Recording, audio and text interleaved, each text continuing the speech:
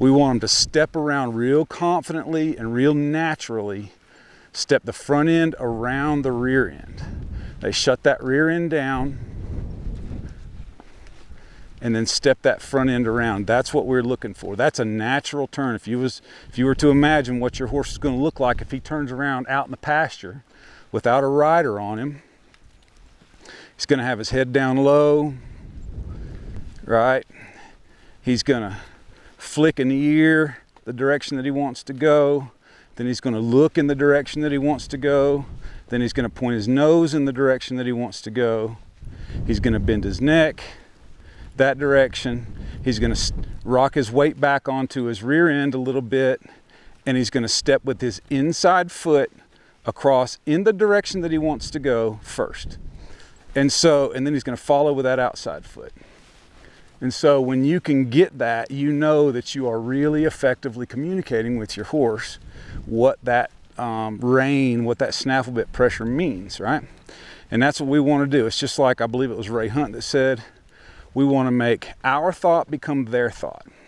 So if your turnaround doesn't look natural, right? If it doesn't look the same as if they were doing it without you there, then your thought hasn't become their thought. And he's wandering all over. Your thought hasn't become their thought, and you're manufacturing your turn, okay? So I'm not saying that later on we're not going to incorporate outside rein, outside leg, all that sort of thing. But for foundational purposes, I want this horse to understand 100% what a pull on this snaffle bit means, right? And he's not nearly as confident going around this way as he is the other way, right? So we'll just keep walking these easy circles, letting my legs bump against his sides, you know, and you'll feel this in your horse. You'll see that his outside ear, his eye, and his inside ear aren't even as tuned to the right as they were to the left. It's because he's more concerned with what's going on his left side, I think. That's my theory anyway. Now, this is the other way I was talking about, okay? So he's fading toward the gate. So this is what we're going to do. We're going to go to the left. Going to really make him work to the left, right? Again, running into that snaffle bit, legs bumping.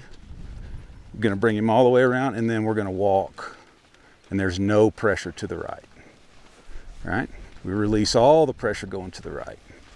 Now, the theory behind that is that when you do that, he'll want to go to the right more than he wants to go to the left, because going to the left is an uncomfortable place to be, right?